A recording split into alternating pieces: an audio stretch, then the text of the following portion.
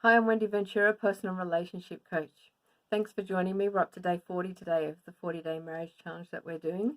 And really want to congratulate and acknowledge all of you who've been following along for doing these 40 challenges and for the time and the effort that you've put into your marriage and making it a priority.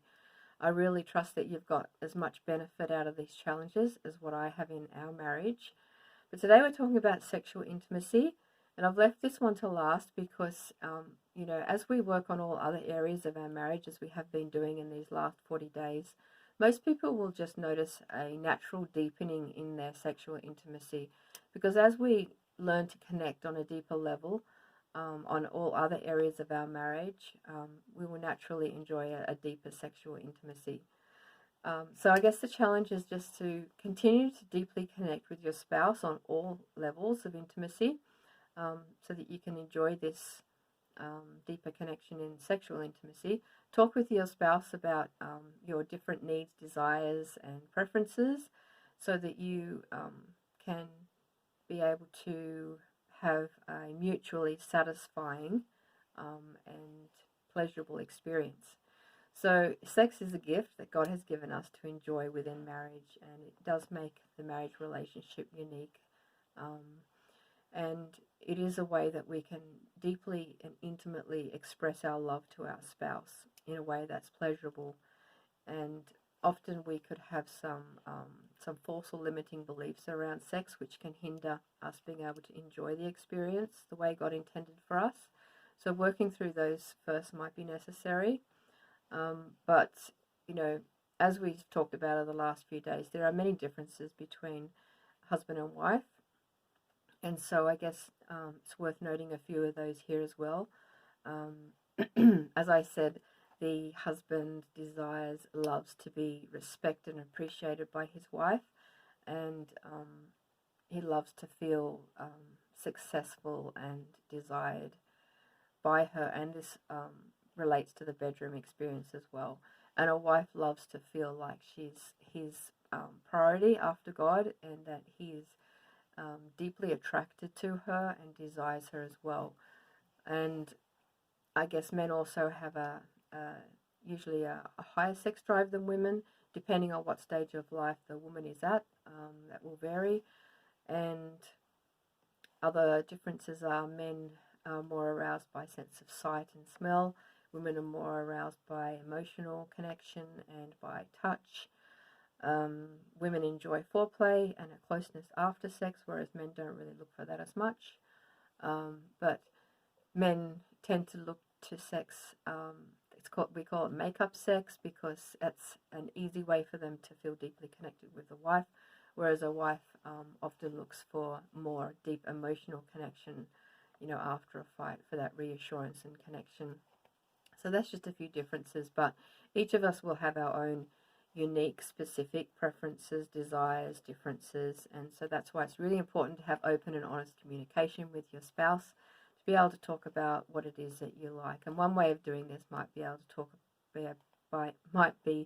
by talking about some past sexual experiences that you've had together, and what specifically was it about those experiences that made them so pleasurable. What was it that you were contributing to that, and what was the spouse contributing, and just what was going on before, during, and after, so that you can just kind of find out what are the elements, I guess, of that experience that you can note for future experiences to make them pleasurable for both of you. But there are some things that do hinder us in this area as well, and as I mentioned, it could be false beliefs, it could be busyness. Often our schedules clash. It could be different stages of life that can be harder than others, such as the childbearing years, or even having older teenagers in the house. It's hard to get that time to set aside for romance. But and there could be illness, tiredness, changing jobs, or stressful situations where this can be more challenging and requires more effort. It just doesn't always flow naturally. Other hindrances are, betrayal, breaking of trust in the past, or other trauma or abuse these things might need professional help to work through first so that you can have the most pleasurable experience in sexual intimacy. I guess there's also people sometimes have fears around this, fears of not being good enough, or even fears of initiating sex, fears of rejection, fears of disappointing our spouse. It's important to remember it's not a performance, it's an experience that we enjoy together. But just a few things that might help in this area is looking for that deep connection in all other areas throughout the day, having that quality time together, having time every day to connect in other levels, body, soul, and spirit.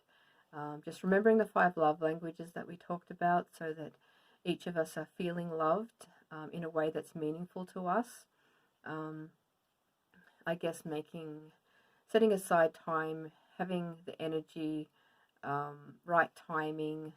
It does sometimes require planning, although it's also great to be spontaneous, but it doesn't always just happen. So sometimes we do need to plan and create this safe and relaxed, stress-free place that we can enjoy this together.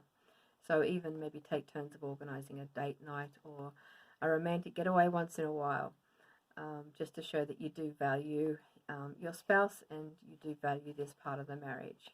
So I hope this helps, and I'd love to see you back here tomorrow for the last video that I'm going to do. And any feedback that you've got for me over these past 40 days would be great to hear. And otherwise, I'd love to hear how you go with this one, and see you back here tomorrow. Bye for now.